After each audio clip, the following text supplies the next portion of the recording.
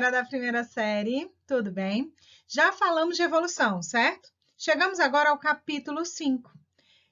Falaremos do quê? Da teoria moderna da evolução biológica, também chamado de neodarwinismo, tá? Ou teoria sintética da evolução. Surgiu no século XX, está relacionada com os estudos evolucionistas de Charles Darwin e as novas descobertas após a publicação da obra de Charles Darwin, que é A Origem das Espécies, em 1859.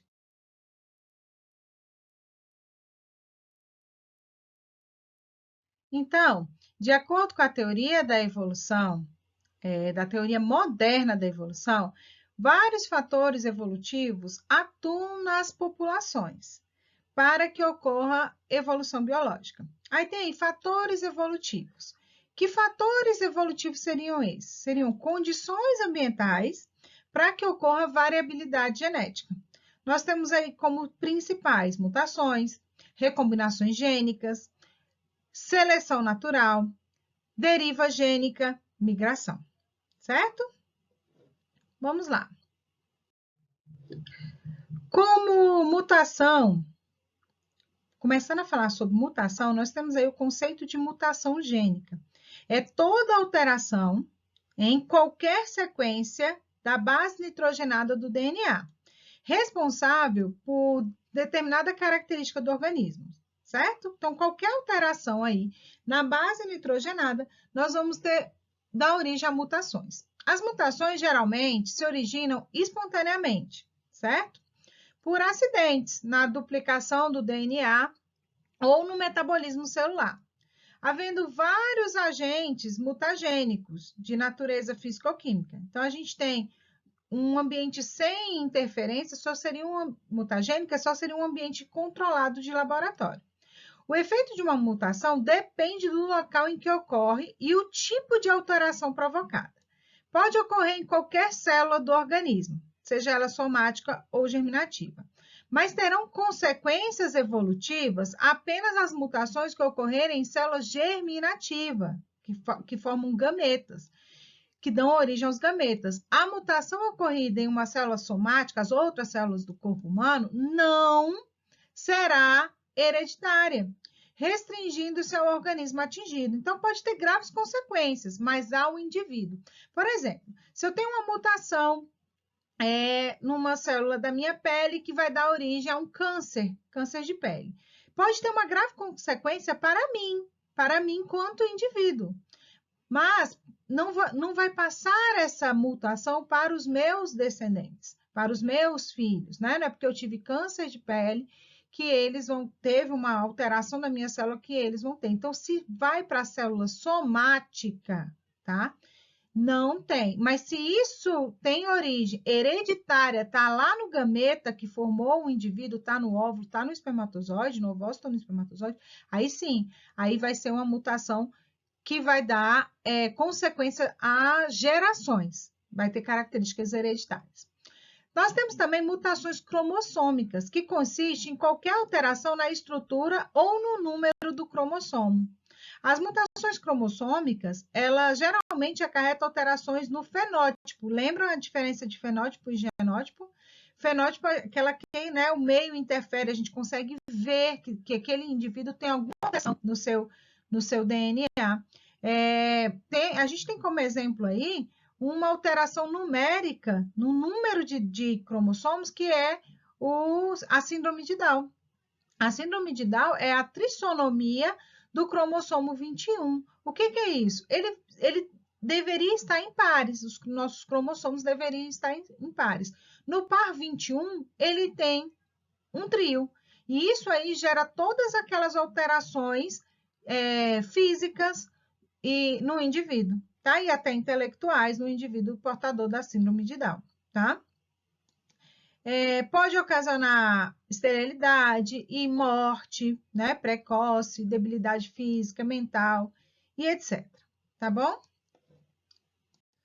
Então, nós falamos aí alteração do DNA, que é a mutação, falamos de gênica ou cromossômica, falamos que pode estar na célula somática, né? Estou grifando aqui.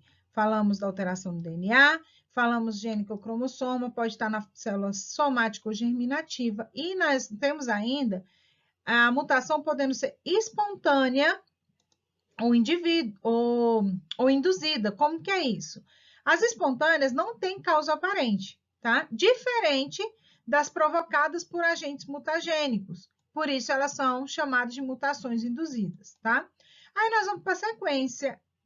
Não, além disso, elas ainda podem ser benéficas quando elas ficam numa geração e elas ajudam a perpetuar a espécie. Maléficas quando elas são alterações que, em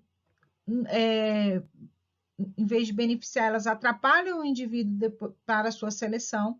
E ela pode ser neutra, que não interfere, tá? Essa mudança, acontece uma mudança genética que não interfere no indivíduo tal, não, se manter ou não no planeta. E deriva gênica corresponde a uma drástica mudança ou eventos repentinos, tá? Nós temos como exemplo terremotos, tsunamis, tornados, inundações, né, provocadas às vezes pelo homem, queimadas, avalanches e outros processos, atingindo um grande contingente populacional, a população da espécie que você está estudando. Pode ocorrer de duas maneiras, que está aí para gente: efeito fundador e efeito gargalo, certo? Quando eu falo que ela independe do valor adaptativo, ela não está levando em consideração a seleção natural, se o indivíduo está adaptado ou não àquilo. Isso vai acontecer de maneira drástica, ao acaso. Então, não tem valor adaptativo. Então, é por sorte mesmo, né? O efeito gargalo acontece quando o tamanho da população reduz drasticamente em uma geração. Essa diminuição pode ocorrer em razão de eventos naturais, como secas, terremotos, inundações, e podem eliminar alguns indivíduos ao acaso, pura sorte, tá?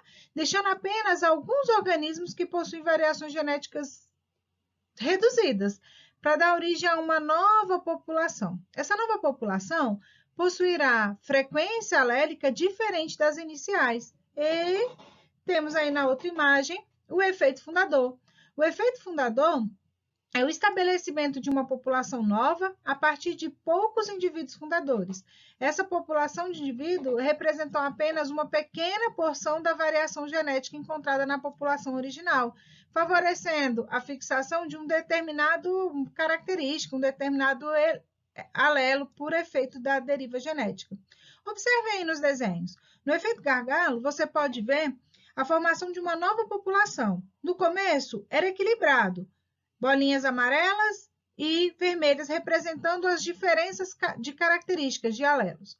Após passar pelo gargalo, veio à tona uma nova população, onde os indivíduos com o alelo vermelho, a característica vermelha, prevalece. Então, dá origem a uma nova população. Já o efeito fundador é o efeito que forma uma nova população. Olha esse exemplo da joaninha. Mostra aí a joaninha, e a joaninha indo povoar, colonizar uma nova ilha. Então, saem duas joaninhas daí, essas joaninhas com a característica própria de não ter pintinhas, e a população da nova ilha é diferente da imigração. Isso aqui foi o que a gente viu lá em Darwin, quando a gente vai falar de deriva gênica, ok? Aí a gente chega em seleção sexual. Seleção sexual é muito simples. Seleção de caracteres que aumentam a chance de obter parceiros sexuais. Pode ser de duas formas. Macho disputando, dois machos disputando a fêmea ou mais, né? Os machos disputando entre si, brigando entre si por uma fêmea. E intersexual, quando a fêmea escolhe o seu parceiro reprodutivo, tá? Fechou a seleção sexual, a gente vai para a recombinação gênica.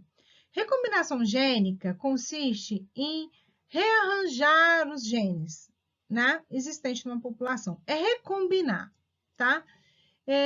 Vai gerar genótipos diferentes, mas sem mutação, tá? Os mecanismos que a gente tem aí para isso são reprodução sexuada, permutação ou crossover, tá? E ainda a segregação independente dos cromossomos homólogos. O que é isso? É uma ideia de embaralhar. Embaralhar os genes pode ser numa divisão celular, chamada meiose, isso vai acontecer no crossover, tá? Ou ainda, a segregação independente dos cromossomos. Por quê? No crossover é porque existe a troca de pedaços de cromossomos, tá? Já durante a segregação independente dos cromossomos é quando você separa os cromossomos para distribuí-los nos gametas. É a formação do gameta masculino e gameta feminino, tá bom? E a gente pode dizer que ela é própria, que a recombinação gênica é própria de organismos que fazem reprodução sexuada, porque durante o sexo também há uma recombinação, tá? Então, a gente diz que seres de reprodução assexuada não têm recombinação gênica. Fechou? Finalmente, a gente chega aí em seleção natural. Reprodução diferencial dos organismos de uma população. Organismo mais bem adaptado possui maior sucesso reprodutivo. Organismo menos adaptado possui menor sucesso reprodutivo. A natureza atuando sobre o indivíduo adaptado, né? O indivíduo mais adaptado é o que é capaz de deixar descendentes, tá? Isso é seleção natural, a seleção de Charles Darwin, que a gente já falou na aula passada, ok? Agora é com você. Atividade das páginas 193 e 194, certo? Tem outras atividades aí no livro que dá para fazer. Qualquer pergunta, façam para mim aí nos comentários, para que eu possa ajudar vocês prontamente. E vou deixar aqui também uma sugestão para complementar o conteúdo, tá? É uma página do professor Kennedy, no canal dele, aqui no YouTube, vocês vão gostar muito da aula, ok? Até mais, fiquem com Deus e espero que logo estejamos juntos novamente. Um beijo.